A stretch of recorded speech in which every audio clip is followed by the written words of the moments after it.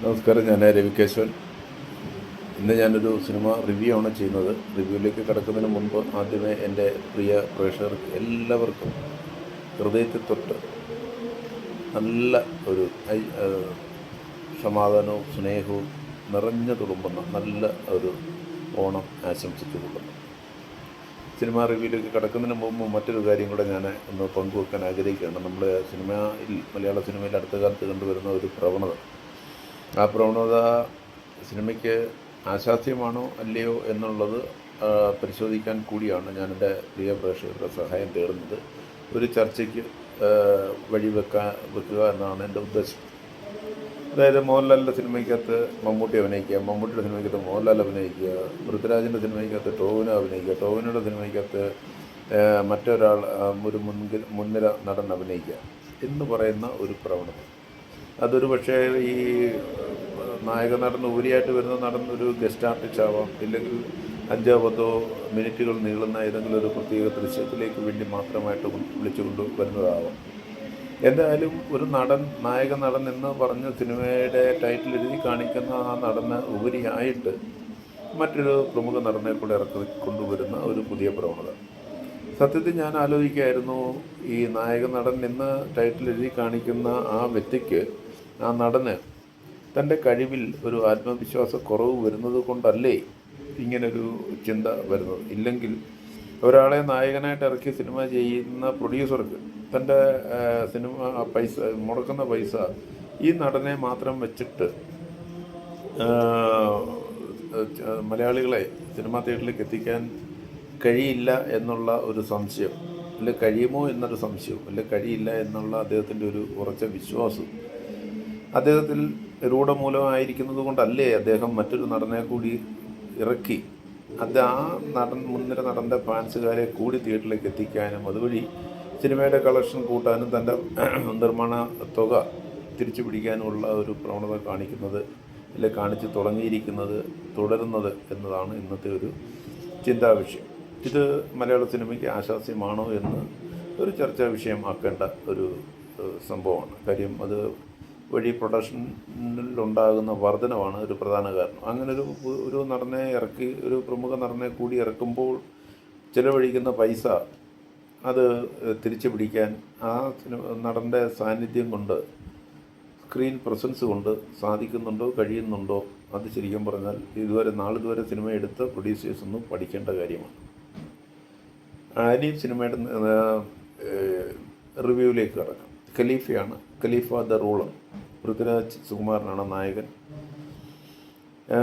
കഥയ്ക്ക് യാതൊരു പുതുമയില്ല, തിരക്കഥയ്ക്ക് അശേഷം പുതുമയില്ല. ഇതാണ് മൊത്തത്തിൽ ആ സിനിമയെക്കുറിച്ച് പറയേണ്ടത്. പണ്ട് രാജാവിൻ്റെ മകനും 20-ാം നൂറ്റാണ്ടും ഒക്കെ മുതൽ പറഞ്ഞു തുടങ്ങിയിരിക്കുന്നതല്ല, അതിനു മുമ്പും ഉണ്ടായിരുന്നു സ്വർണ്ണക്കള്ളക്കടത്തിൻ്റെ കഥ. അത് തന്നെയാണ്. മാറിയ സാഹചര്യം അനുസരിച്ച്, ടെക്നോളജി മാറിയ അനുസരിച്ച്, സങ്കേതങ്ങൾ മാറിയ അനുസരിച്ചിട്ട് പുതിയ കുറേ സംവിധാനങ്ങൾ കൂടെ ദൃശ്യവൽക്കരിക്കുന്നതിന് ഉപയോഗിച്ചിട്ടുണ്ട് എന്നതൊഴിച്ചാൽ സിനിമയ്ക്ക് യാതൊരു പുതുമയും അവകാശപ്പെടാനില്ല, കഥയ്ക്കോ തിരക്കഥയ്ക്കോ. ജോമോൻ ജോണാണ് ക്യാമറ. ജോമോൻ ജോണിൻ്റെ ക്യാമറ നമുക്ക് പകർന്നു നൽകുന്ന ചില ദൃശ്യ അനുഭവം അതൊരു മുതൽക്കൂട്ടാണ്. അതേപോലെ തന്നെയാണ് ജെയ്ക്സിൻ്റെ മ്യൂസിക്. പാട്ടുകൾ കൊള്ളാം, പശ്ചാത്തല സംഗീതം ഒട്ടുമിക്കയിടത്തും അരോചകമാണ്. ശബ്ദഘോഷം എന്നതിലുപരിയായിട്ട് അടുക്കും ചിട്ടയും കാര്യങ്ങളും ഒന്നും ഇല്ലാത്തൊരു പ്രവണത. അതിലെടുത്ത് പറയുന്നത് മിസ്സിങ്ങിൻ്റെ ഒരു അപാകതയാണ്. സൗണ്ട് മിസ്സിങ് വളരെ അപാകത എടുത്ത് സൂചിപ്പിക്കുന്ന ഒരു സൗണ്ട് മിസ്സിങ് തന്നെയാണ്.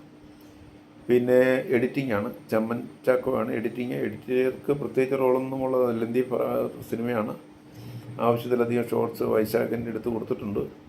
പക്ഷേ എന്നാൽ പോലും അദ്ദേഹത്തിന് പ്രത്യേകിച്ചൊന്നും ചെയ്തതായിട്ട് നമുക്ക് അനുഭവപ്പെടുന്നില്ല. കാര്യം കാണുന്ന ചെറിയ എഡിറ്റിങ്ങിലെ ചില ടെക്നിക്കുകൾ അത് സ്ക്രിപ്റ്റിൽ തന്നെ എഴുതിയതാവാനാണ് സാധ്യത എന്നാണ് ബോധ്യപ്പെടുന്നത്.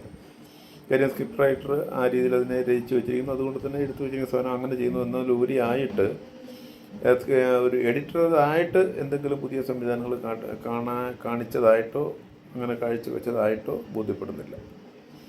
പിന്നെ സത്യത്തിൽ ഈ സിനിമ സാങ്കേതികപരമായ നല്ല മികവ് പുലർത്തുന്ന ഔന്നത്യമുള്ളൊരു സിനിമയാണ്. അതുകൊണ്ട് അത് തന്നെ അതിൻ്റെ മുഴുവൻ ക്രെഡിറ്റും സംവിധായകന് അവകാശപ്പെട്ടതാണ്. ശരിക്കും പറഞ്ഞാൽ ഖലീഫ എന്ന് പറയുന്ന ഒരു വലിയ സിനിമ, ആ വലിയ സിനിമയുടെ എല്ലാ ക്രെഡിറ്റും പരിപൂർണമായ ക്രെഡിറ്റും വൈശാഖിന് മാത്രം അവകാശപ്പെട്ടതാണ്.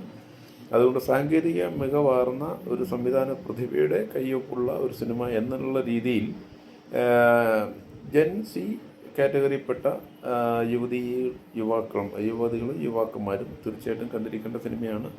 ആ രീതിയിൽ ഒരു നല്ല സിനിമ, ഒരു സാങ്കേതിക ചേരുവയാർന്ന ഒരു സിനിമയാണ് എന്നതിലുപരിയായിട്ട് പ്രത്യേകിച്ച് ആ സിനിമയെക്കുറിച്ചൊന്നും പറയാൻ ഇല്ല എന്നതാണ്. അപ്പോൾ ഇവിടെയും ഈ പറഞ്ഞ പോലെ ആദ്യം ഞാൻ സൂചിപ്പിച്ച ഒരു പുതിയ ആശാസ്യമല്ലാത്ത ഒരു നീക്കം മലയാള സിനിമയിലുണ്ടെന്ന് സൂചിപ്പിച്ചിരുന്നു. അതിവിടെ ഉണ്ട്. പൃഥ്വിരാജിനോടൊപ്പം വെട്ടിച്ചേർത്ത ഒരു സീനിൽ മോഹൻലാൽ അഭിനയിക്കുന്നു. അതേ സീനിൽ തന്നെ സൗബിൻ ഉണ്ടാകുന്നു. ഇതെല്ലാം കഴിഞ്ഞതിന് ശേഷം വീണ്ടും തികച്ചും അപ്രതീക്ഷിതമായിട്ട് യാതൊരു യുക്തിയില്ലാത്ത ഒരു സീനിൽ ടോവിനോ തോമസ് വരുന്നു. ഇങ്ങനെ ആകെപ്പാടെ കുളിപ്പിച്ച് കുഞ്ഞില്ലാതായി എന്ന് പഴമൊഴിയെ സൂചിപ്പിക്കുന്ന രീതിയിൽ വെട്ടിക്കയറ്റി സ്ക്രിപ്റ്റ് എഴുതിയിട്ട് ഒന്നുമല്ലാതെ നശിപ്പിച്ച ഒരു സിനിമയാണ് ഖലീഫ. അപ്പോൾ ആ രീതിയിൽ ഞാനതിനെ റിവ്യൂ ചെയ്യാൻ ആഗ്രഹിക്കുകയാണ്. ഓക്കെ, നന്ദി, നമസ്കാരം. ഒരിക്കൽ കൂടി എല്ലാവർക്കും ഹൃദയം നിറഞ്ഞ ഓണ ആശംസകൾ. Thank you.